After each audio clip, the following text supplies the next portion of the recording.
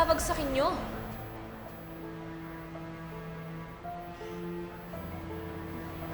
Fine.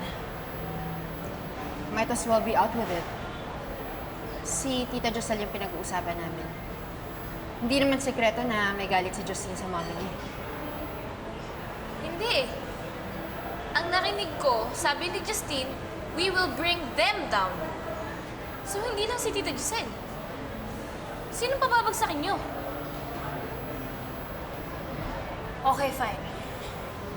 I was referring to my mother's legal team. Yun lang. At tinutulungan mo siya, Zoe? She asked help from me kasi alam niyang ayaw sa akin ni Tita Josel. Look, Annalyn, we both hate my mom. Obvious naman yun. Kaya siguro, naging close kami ni Zoe. Kasi pareho kaming galit sa nanay ko.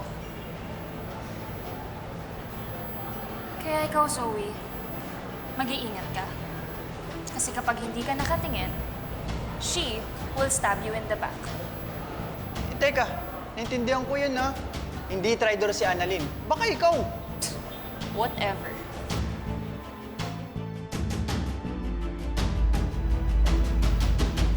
Una na rin ako. Zoe, sandali. Nakausap ko si Tita Giselle. Masaya siya na okay na tayo, na pinagtanggol mo pa ako sa lola mo. Kaya hindi siya galit sa'yo, Zoe. Ay, naku, Annalyn. May aaminin ako sa'yo. Alam mo ba, sinabi ko lang yun para tigilan ako ni Justine. She's been stalking me. Ang sabi niya, mag-form daw kami ng alliance kasi parehas daw kami galit sa mga tanyag. Eh, hello, hindi naman totoo yun eh. Kaya, ayun, sinabi ko na lang para tigilan niya na ako. Basta huwag ka magpapagamit sa kanya, ah. Ba talaga yung galit niya sa pamilya natin, eh. Ano ba tingin nga ni Tita Giselle? Siya yung may pakana nung photo link ko sa OR. At saka yung pag-vandalize dun sa clinic ni tatay. Oh my God. Grabe naman yung si Justine. Sige, iwasan ko na siya. Alam mo ikaw, iwasan mo din yung lola ko, ha? Medyo mainit yung dugo niya sa'yo, eh. Nata naman, eh. Thank you ulit, Zoe, ah. Wala yun. Alam mo, bakit hindi tayo mag-shopping bukas? Off naman natin, eh. Shopping? Sama ko. Ay, hindi. Girls' day out yun. Sister bonding. Ano, game ka? Sister bonding? Oo. Oo, game! O sige, tawagan na lang tayo, ah. Sige, Zoe. See ya!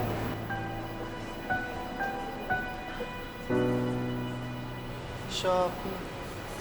Sama ko, Dok. Wala akong gagawin bukas. Girls' day out nga, di ba? Sige na, kay taga-bit-bit lang. O bakit? Sister ka ba? Sisters bonding nga, di ba? Sa'yo, kay Kasali. Dok, sige na. Talaga? Pati po kayo, inaway po ng lola ni Zoe? Nakakaloka, di ba? Tapos alam mo sabi, hindi daw masarap ang luto ng nanay mo. Oh! Hindi totoo yun, ah. Sarap-sarap ng luto ni nanay. Huwag mo nalang pansinin yun. Alam mo, wala lang talaga siyang magawa sa buhay niya. Yun lang yun. Lynette, hindi totoo yan. Mayaman siya, marami siyang pwedeng gawin sa buhay niya, pero mas pinili niya pumunta rito para laitin ka. Kaya nga, Nay, tayo na nga po itong nananahimik, tas lalaitin ka po niya. Huwag mo nalang isipin yun, ha? Ang importante, wala naman nasaktan sa amin ng lola mo. Kahit na, Nay, iniinsulto ka po niya, eh. Hayaan mo na, anak. Huwag mo na isipin yun. Okay lang ako.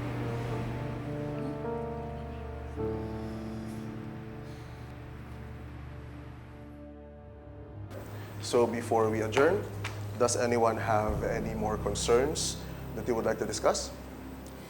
Well, I know I'm new here, but I would like to discuss our concession that we awarded to Miss Santos in the cafeteria.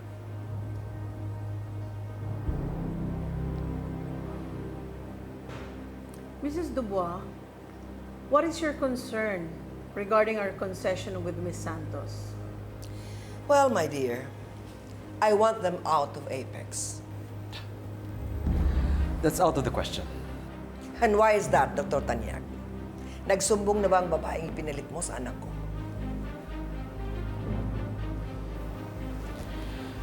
Hindi ko kailangan makausap si Lynette para sabihin sa'yo na hindi pwede yung gusto mong mangyari. Bakit hindi? Is it because she is your mistress?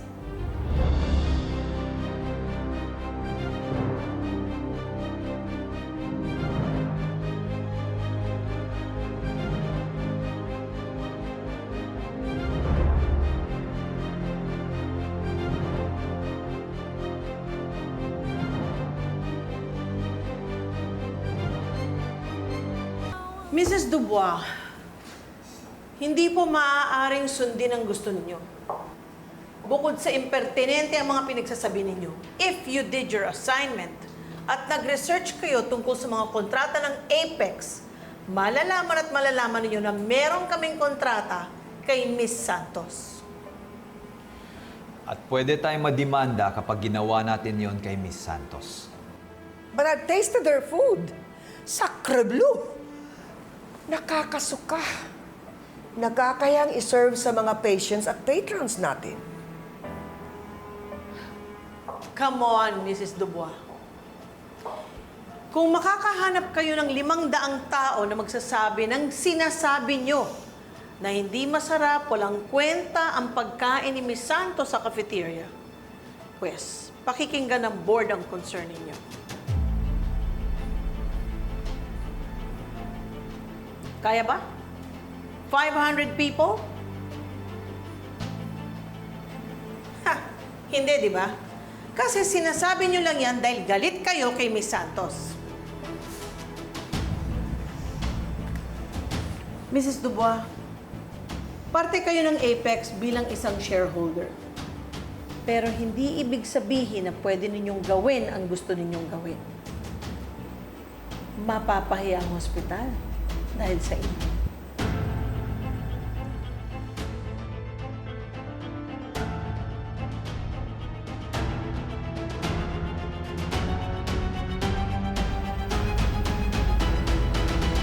Alright, are there any more concerns?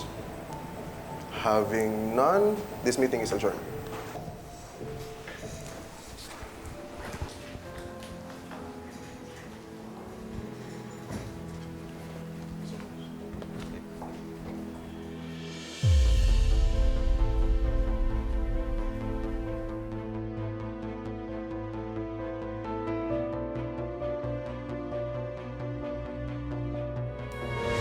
When I heard that you went shopping, I invited myself. You can buy anything you want. Sasama ako sa'yo, pero sa isang kondisyon. Ano yun? Kailangan kasama si Annalyn. Doc Annalyn, may sunog! Lumabas ka na dyan! Bilis! Doc Annalyn! May sunog! Tignan mo, may picture si Annalyn kasama si Zoe. Opo, Chang, alam ko po yan. Ipinaalam na po yan sa akin ni Annalyn. Magsashopping daw sa Zoe. Wala akong tiwala kay Zoe, ha?